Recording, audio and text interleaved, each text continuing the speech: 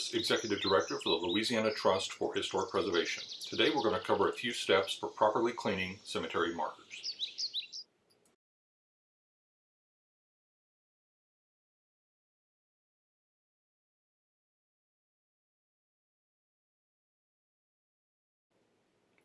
Marble was the most commonly used material in cemeteries in our region in the 18th and 19th centuries.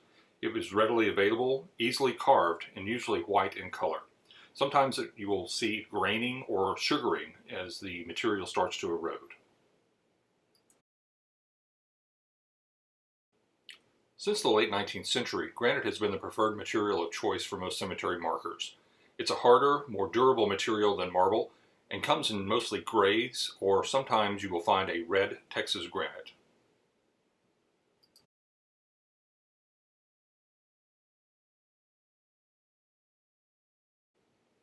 Limestone was an early marker material often found in slabs.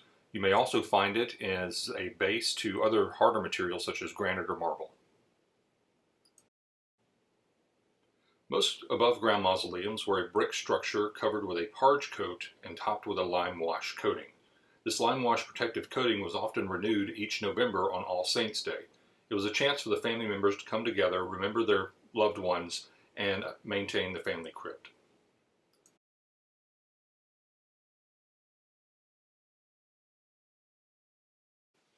Less common, you may find an exposed brick mausoleum or pressed brick.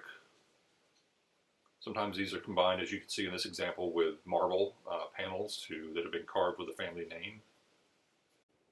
Concrete is a material found more commonly in rural areas of the state. This was often poured into forms with names, dates, and decorations stamped or inscribed in the wet cement. This material is still being used today for headstones and precast above-ground vaults.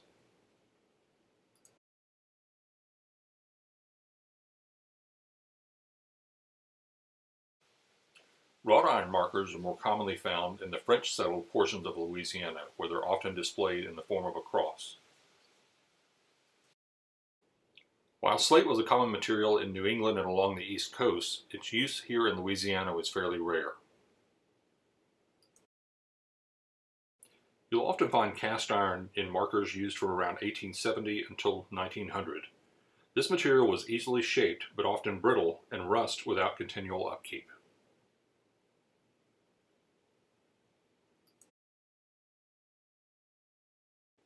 Cast iron is more commonly found in cemeteries as a fence around family plots.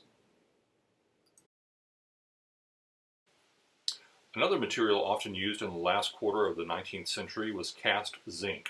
This weathers very well over time, not a whole lot of biogrowth present on that, but the material is inherently brittle, so if you have fallen limbs, it can often damage or distort the material.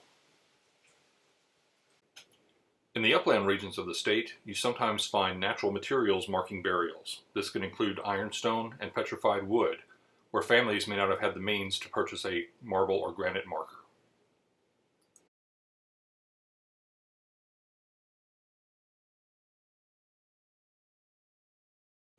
Also more common in rural areas, you'll find bricks, masonry units, trees, and other items which mark the site of a burial.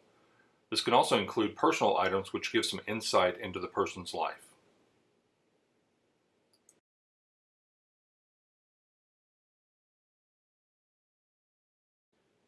Temporary markers were often installed by the funeral homes at the time of the burial. This may be where the family did not have the funds at the time to buy a more permanent marker and never raised the funds over time.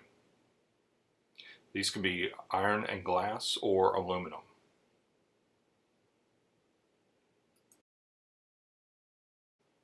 You may also see indentations in the soil in cemeteries where there are no markers.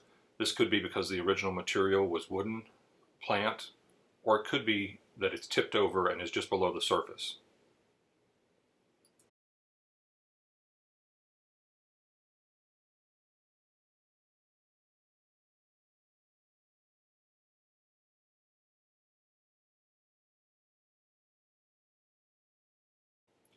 Having access to plenty of water will make your job easier when cleaning headstones.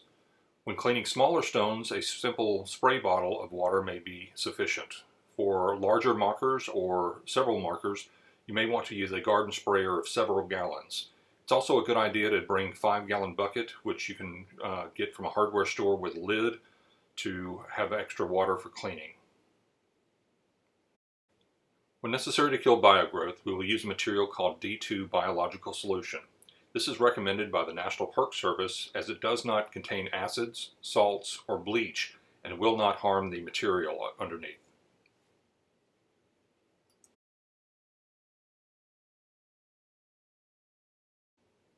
Other materials we recommend are gloves, which will help with cleanup, wooden scrapers and picks for removing the lichens and larger pieces of biogrowth, as well as natural bristle brushes. You do not want to use any plastic brushes, especially ones with red or blue handles, other colors like that, which may scrape against the marker if it slips and may permanently scar the marker. You also do not want to use metal brushes or metal scrapers of any type, as these will damage the marker material. You may find at most craft stores the popsicle sticks and wooden picks, and most hardware stores will carry the natural bristle brushes.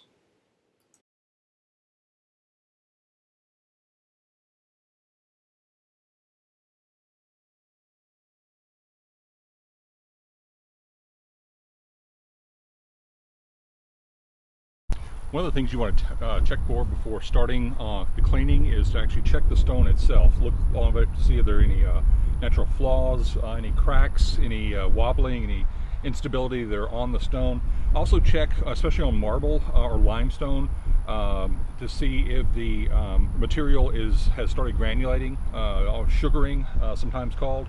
It's where you can see actually here the veins of the stone. It's not a flat face anymore. It started to erode. You can run your finger over it lightly and you've actually got grains of sand, from the marble where it's eroded.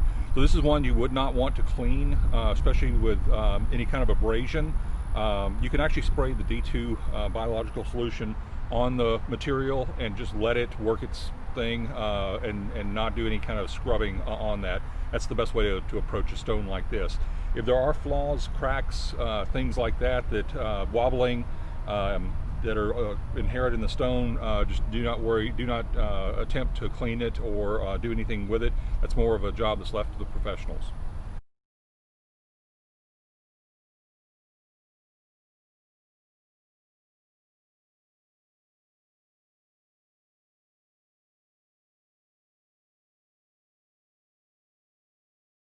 Next, we'll take you through the simple steps of cleaning a marker. When at all possible, it's important to get permission from family members to clean a headstone. In this case, we'll be cleaning the headstone of the parents of Sheriff Pat Garrett, who you may remember from history was the sheriff who killed the outlaw Billy the Kid. They are buried in a Old Homer Cemetery in Claiborne Parish. This was the existing condition of the John and Elizabeth Garrett marker. You'll notice the buildup of lichens, dirt, algae, and moss on the marble slab since the 1860s. You'll also see some cracks in the stone, as well as a previous repair at the top. We'll want to be extremely cautious not to put any pressure on the stone while we're working on it, so as to damage it further.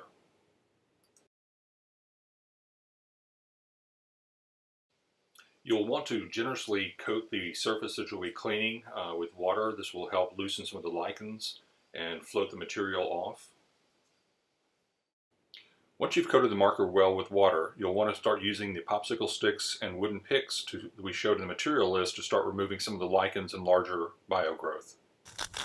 The smaller wooden picks are good to remove lichens which may be in some of the inscribed areas and recesses of the stone.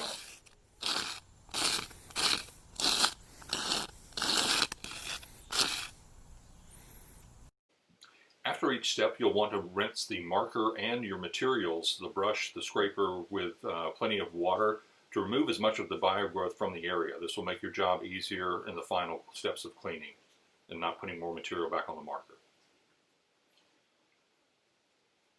Here we can see the front of the stone after using only water and the brush to scrub it. You can see a bit of a muddy texture on that as the biogrowth material has been spread around.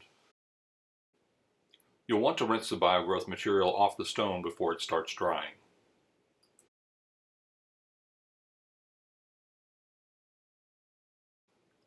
Here we can see as we remove the algae and dirt from the marker. Its true color is starting to show. This is just with a brush and water. This has no solvent on the material at this time. It's important to clean a manageable area at one time, one that you can scrub and rinse before it starts drying. You'll always want to start at the top of the marker and work down. This will prevent streaking. You also never want to use a high-pressure power washer or other mechanical systems for cleaning these soft stones. If after cleaning the marker with brushes and water, you determine that further cleaning is necessary, you'll want to use a product called D2 biological solution. This has no salts, no bleach, and no acids, which can hurt the stone. You also do not want to use any household cleaners such as Spic and Span or 409, or shaving cream, or even household bleach. These materials can permanently damage and weaken the stone. Dampen the work surface evenly before applying a layer of D2 biological solution. With your cleaned brush, gently start to work the material into the surface of the stone. You may notice an orange or pink tinge to the stone, and this is the solution reacting with the biogrowth material. Before the surface of the stone starts to dry, you'll want to rinse off the D2 solution and additional biogrowth material which has been removed. You can see how the gentle pressure from a garden sprayer helps focus the water stream and remove the biogrowth material from the stone.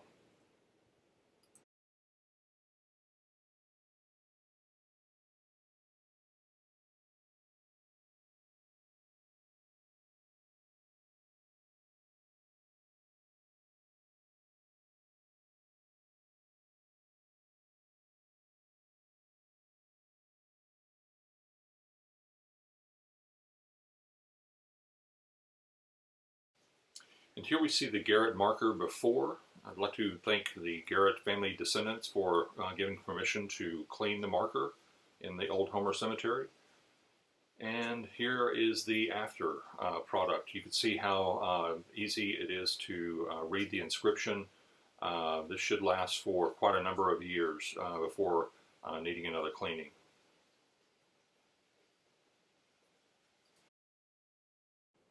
For more information about cemetery cleaning and additional preservation topics, please visit our website at lthp.org/resources.